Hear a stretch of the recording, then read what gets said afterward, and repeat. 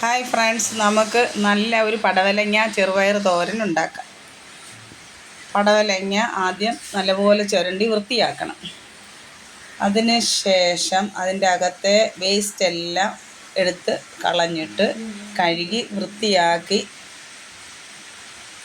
നല്ലതുപോലെ അരിഞ്ഞ് സ്ക്വയർ രൂപത്തിലാക്കണം.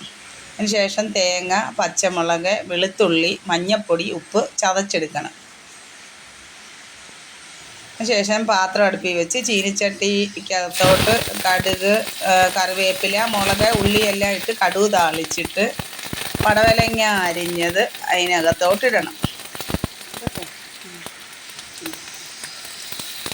ഇട്ടിട്ട് അതിനിടഭാഗത്തോട്ട് ചതച്ച് വെച്ചിരുന്ന അരപ്പ് അതിൻ്റെ മധ്യഭാഗത്തോട്ടിട്ട്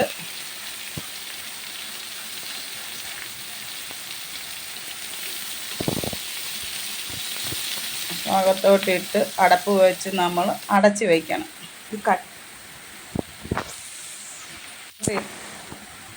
മധ്യഭാഗത്തോട്ടിട്ട് നമ്മൾ അടപ്പ് വെച്ചൊന്ന് അടച്ച് വയ്ക്കണം. എല്ലാം ഒന്ന് തത്തിപ്പൊത്തി വെച്ച് അടപ്പ് വെച്ച് അടച്ച് വെച്ചൊരു 2 മിനിറ്റ്. നല്ല പിഞ്ച് പടവലങ്ങയായിരുന്നു.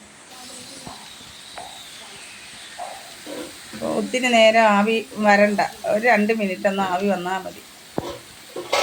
അടച്ച് തത്തിപ്പൊത്തി വെച്ച് അടപ്പ് വെച്ച് അടയ്ക്കണം. അടച്ച് കഴിഞ്ഞിട്ട് 2 മിനിറ്റ് കഴിയുമ്പോൾ ഒന്ന് ഇളക്കണം. അതേപോലെ ഇളക്കണം. അതിൻ്റെ ഒരു പടവലങ്ങായും അധികം വെന്തളിഞ്ഞു പോയിട്ടില്ല.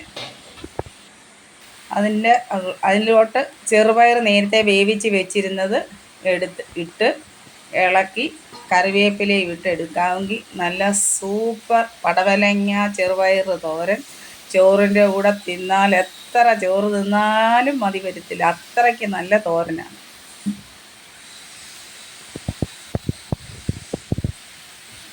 നല്ല കളറൊക്കെ അതേപോലെ നല്ല സൂപ്പർ തോരൻ.